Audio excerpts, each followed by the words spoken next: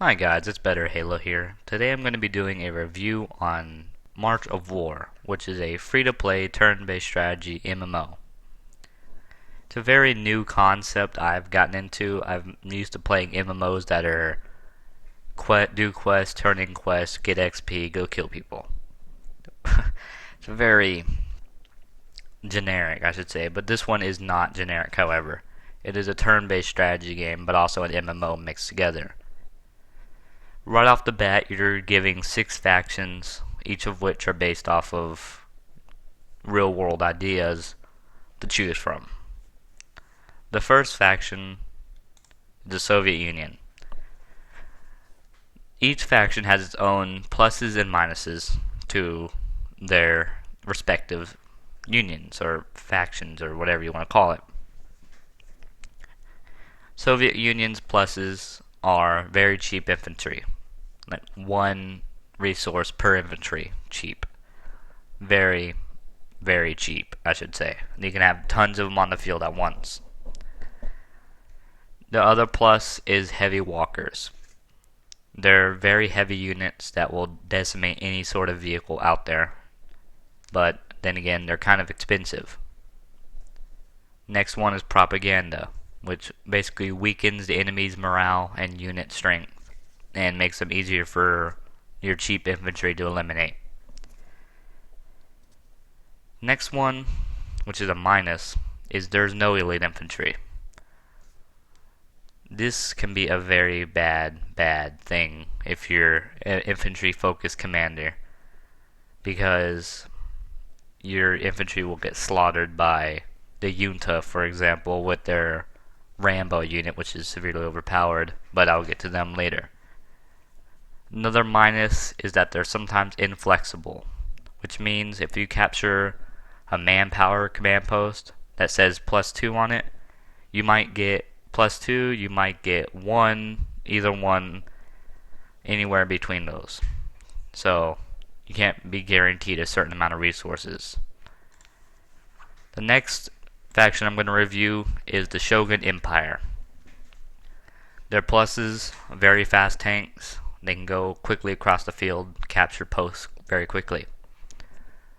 Rocket artillery, very accurate artillery, fire from very long range and very mobile. Next one, flame weaponry. Will decimate any infantry in the area. Very similar to chemical warfare, however, flame weaponry is, in my opinion, more effective. It will also do very decent damage to enemy vehicles. However, in the topic of vehicles, they have no heavy vehicles, which is a very bad thing, because the Soviet Union, for example, have their heavy walkers, which will, can decimate 30 of their tanks before, the walker goes down. But however, they're very cheap.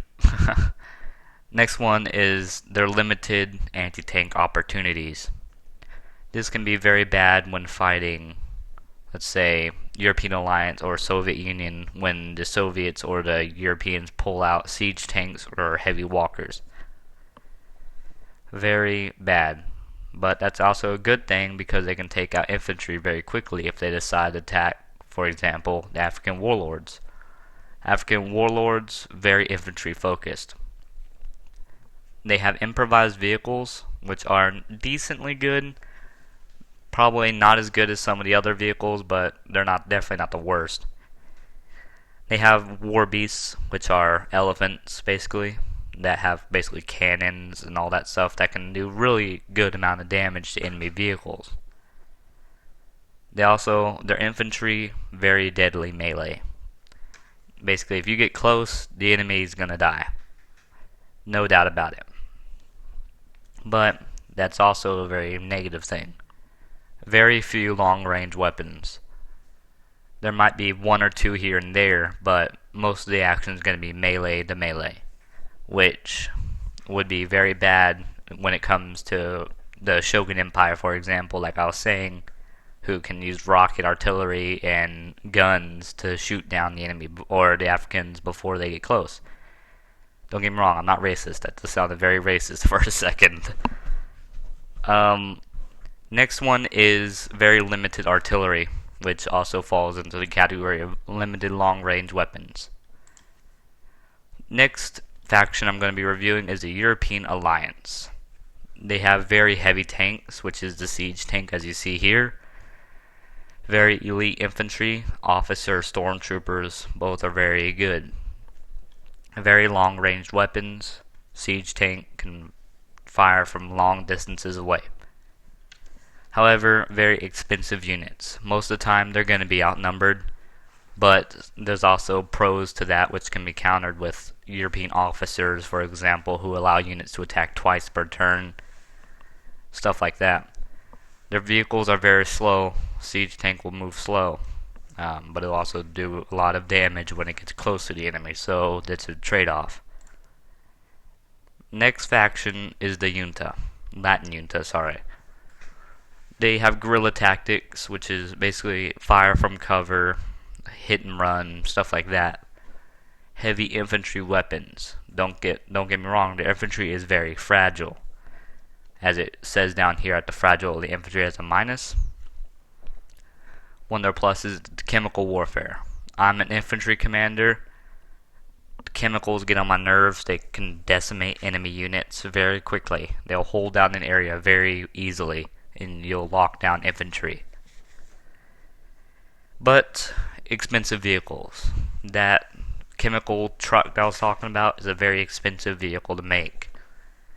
If you feel like you can hold down objectives easy and produce good or save up enough money to afford the tank or the APC or the chemical tank, which are very expensive by the way, by all means do it, but I don't know, they're iffy sometimes. You're either really good with the Junta or really bad. Next one, the United Republic. What can I say?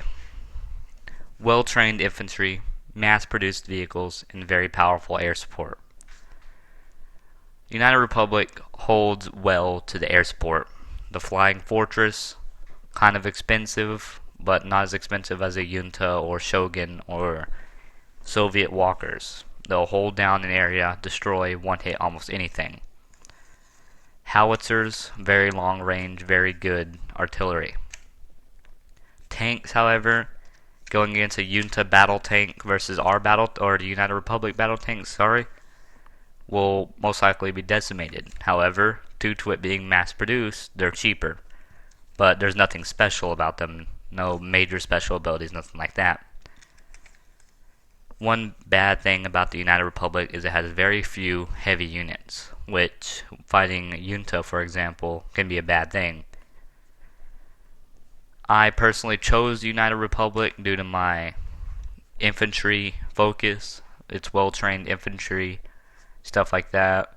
I would have chosen the European Alliance, however, this didn't really fit me with their slow-moving stuff. The United Republic is very fast-moving, very good faction. Plus, they're really nice to me, so yeah. Alright, so I'm going to go and log on my character, show you guys a glimpse at this real quick. Welcome back. This is the current state of the world. It changes almost every day. Right now, the United Republic has been pushed back. However, we are pushing back also. As you can see, we are attacking and defending really well. The only reason we really lost was because most of us were offline on vacations and stuff, and the Junta decided to attack and backstab us. But we're winning right now. The Shogun Empire controls large portions. Soviet Union is decimated. European Alliance, however, is starting to fall back a little. It's starting to get pushed back. So yeah, this is the current state of the world. I'm not going to show you any gameplay. I'll upload that later.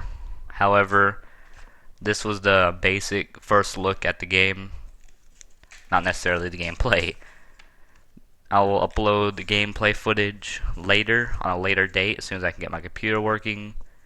This has been Better Halo reviewing March of War.